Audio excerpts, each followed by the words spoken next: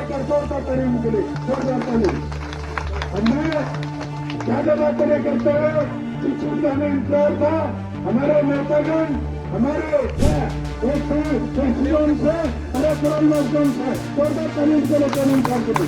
कल भी कानून था, कल कर मेरे पे जब हमारी हड़ताल थी, हड़ताल के अंदर 25 वर्षों से सीधी गोली नहीं चलेगी। निगम के लोग होश में आओ, एमपीएफ स्टाफ का हक देना होगा। भाजपा आप लोगों के साथ कर रही है जोर की टक्कर में निगम कमिश्नर होश में आओ।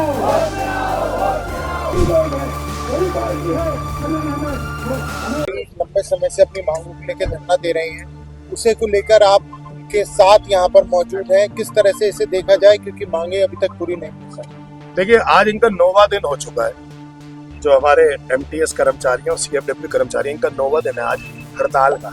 और 9वें दिन में आने के बाद रोजाना इनमें से 8 कर्मचारी भूख हड़ताल पे बैठते हैं।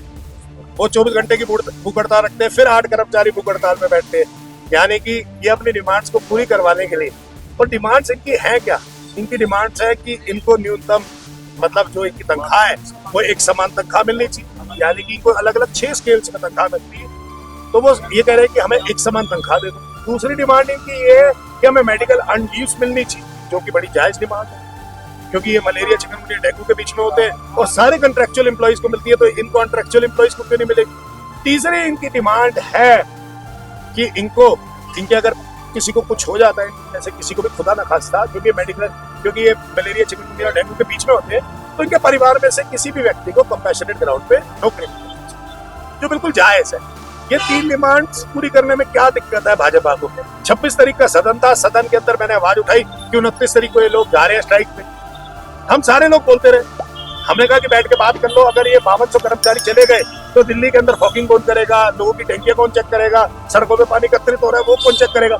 लेकिन इनके कान पे जू नहीं रहेगी। इनको 26 से 29 तक 10 मिनट का समय नहीं लगा कि इन सब यहाँ बैठ जाए। टीबीसी एमटीएस कर्मचारी क्या बैठ जाए, सीएफडब्ल्यू कर्मचारी क्या बैठ जाए।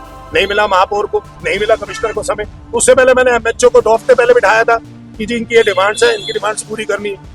बोला जी बिल्कुल कर देंगे, लेकिन उसने 3 हफ्ते के अंदर अब कुछ नहीं किया। मतलब कहने का मतलब ये है कि आज दिल्ली की जनता खामियाजा भुगत रही है इस महापौर के अहंकार की वजह से। क्यों? एक दिल्ली के अंदर इस हफ्ते मलेरिया के केसेस, मेरा यही सवाल था, एक तरफ मलेरिया चिकनगुनिया के मामले बढ़ रहे हैं, दूसरी तरफ कर्मचारी यहाँ पर धरने पे बैठ गए। इससे किसको नुकसान हो रहा है? दिल्ली की जनता को नुकसान हो रहा है ना। और किसकी वजह से हो रहा है? महापौर के। जब मैंने 26 तारीख को आपको बता दिया कि ये लोग स्ट्राइक पे जा रहे हैं, उससे पहले आपको भी पता था कि ये लोग स्ट्राइक पे जा रहे हैं। आपके पास 10 मिनट का समय नहीं है इनसे बात करने का। क्या इनकी डिमांड पूरी करने में क्या लगेगा? कंपैशनेट ग्राउंड पे किसी को नौकरी देने में कोई पैसा लगता है? नहीं लगता। मेडिकल अनलीव में कोई पैसा लग रहा है? नहीं लग रहा। आपके जो इनको एक समान तनख्वाह है, उसमें 5 करोड़ रुपए महीना सालाना हमने एमएचओ के साथ कैलकुलेट करा बैठ के कि 60 करोड़ रुपए सालाना ज्यादा लग जाएगा।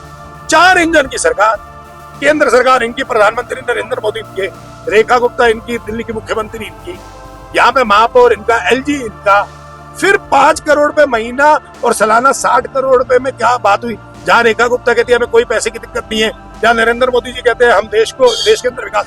क्या ये है देश का विकास? जहाँ पे कर्मचारी सड़क पे बैठा है और दिल्ली की जनता मलेरिया, डेंगू, चिकनगुनिया से मरने को तैयार। इनको तो क्या ये विकास है? भाजपा का विकास ये क्या चाहता है? जितने भी एमटीएस के कर्मचारी, इनको 9 दिन हो गए, यानी 9वीं तो होगी। इनका दशहरा कब होगा?